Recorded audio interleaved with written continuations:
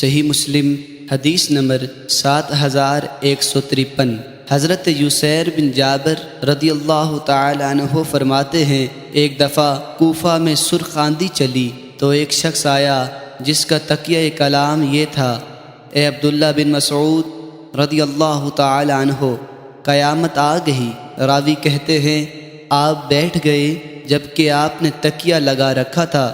فرمایا قیامت اس وقت قائم نہیں ہوگی جب تک میراث، تقسیم اور غنیمت کے ساتھ فرحت خوشی کو ترک نہ کیا جائے۔ پھر آپ نے اپنے ہاتھ سے شام کی طرف اشارہ کیا اور فرمایا مسلمانوں کے خلاف دشمن جمع ہوں گے اور ان کے مقابلے میں مسلمان جمع ہوں گے۔ میں نے کہا آپ کی مراد رومی ہیں؟ فرمایا ہاں۔ فرمایا اس وقت بہت زیادہ لڑائی ہوگی اور اس وجہ سے بہت سے لوگ پلٹ کر بھاگ جائیں گے۔ پھر مسلمان ایک لشکر بھیجیں گے کہ چاہے وہ مر جائیں لیکن واپس نہ لوٹیں۔ پھر وہ لڑیں گے حتیٰ کہ ان کے درمیان رات رکاوٹ بن جائے گی اور دونوں واپس لوٹ جائیں گے۔ ان میں سے کوئی غالب نہ ہوگا اور آگے گیا ہوا دستہ ہلاک ہو جائے گا۔ پھر مسلمان آگے جانے والے دستے سے غالب آنے کی شرط رکھیں گے اور دستہ بھیجیں گے۔ وہ لڑیں گے حتیٰ کہ ان کے درمیان رات رکاوٹ بن جائے گی اور دونوں گروہ واپس ہوں گے اور کوئی بھی غالب نہ ہوگا اور وہ دستہ فنا ہو جائے گا۔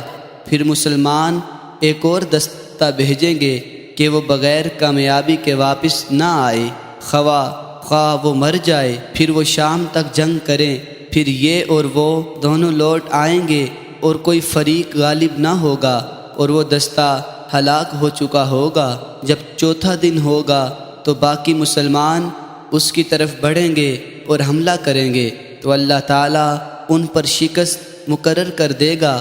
پس وہ ایسی جنگ ہوگی کہ اس کی مثل دیکھا نہیں گیا۔ لا یرا مثلھا یا لم یرا مثلھا کہا، حتیٰ کہ پرندے ان کے پاس سے گزریں گے تو ان سے آگے نہیں بڑھ سکیں گے حتیٰ کہ وہ مردہ ہو کر گر پڑیں گے۔